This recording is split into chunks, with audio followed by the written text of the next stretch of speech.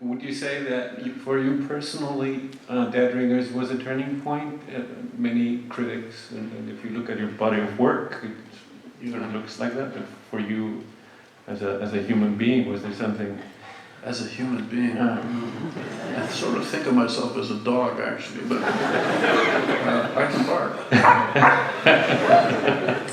My wife would be shocked that I expose my dogginess to all. Anyway, yes, that movie, My Life as a Dog, really resonated for me. So,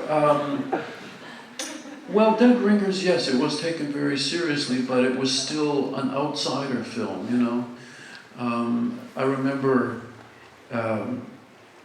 being in Chicago. In those days, you'd had to travel to 10, 20, 15 cities in the US promoting your movie. And I was in Chicago doing a radio show.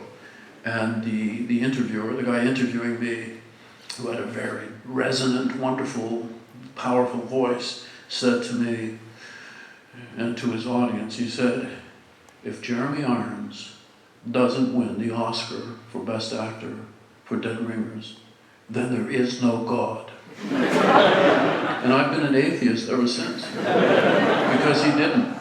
He didn't win, and I realized there was no God, and that was it. Jeremy did win the Oscar the next year for another movie, and he... Reversal of Fortune. A Reversal of Fortune. And when he accepted the Oscar, he thanked me.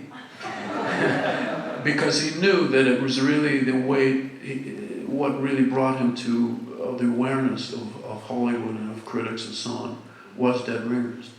And even though the Academy was too timid to vote for a movie that was that dark, they knew that Jeremy really should get an Oscar, so they gave it to him for his next movie. Those are the breaks. That's how the deal works in Hollywood.